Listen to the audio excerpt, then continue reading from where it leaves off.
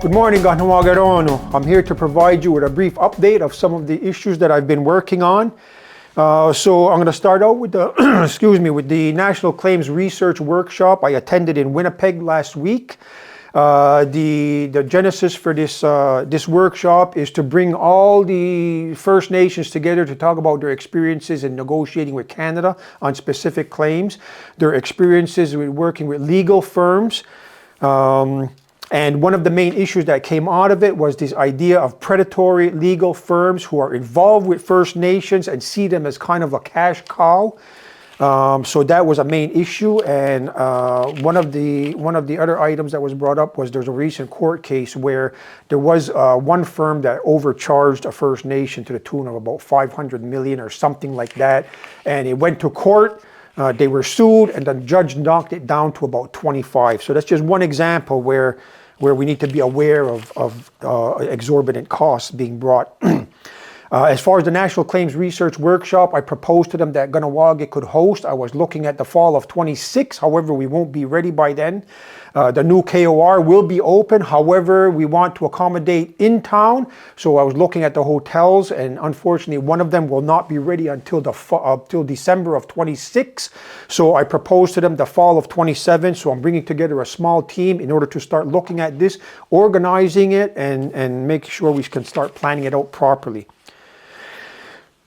There's a special committee for the bridge project has been formed according to the MOU between Kahnawake and Quebec, and according to the Quebec decree, which identified the special committee to oversee the project, to deal with any outstanding issues in order to ensure that the project moves forward in a smooth and timely manner.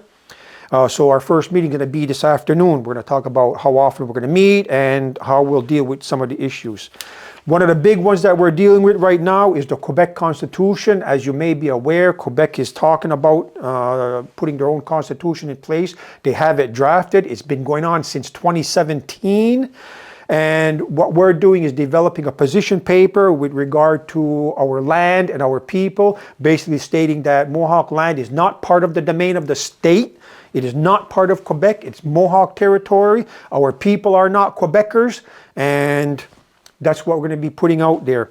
This is a continuation of the message that former Grand Chief Joe Norton always put forward to Quebec during the referendums on separation. You're not leaving with Mohawk land, and our people are not Quebecers. So that's one of the things that's going to be coming.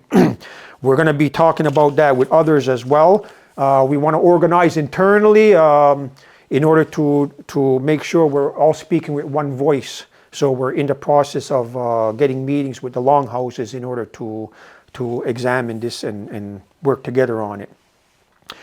Education, we're talking about putting trades back into schools. I know there has been initial discussions being held at the Education Center. We have the adult school on the farm that has a carpentry course, and they also have a cooking course, and both of them are accredited courses. So that's a positive. However, the idea here is not to have a number of different areas start establishing their own individual training programs. What we want to do is have a collaborative effort, so that way we're combining our resources in a collaborative effort, so that way we're not doing 10 different training centers. Initially, when we talked about this, we're looking at the possibility of the old KSS site as a potential site for a trade school. One other thing under education is the library.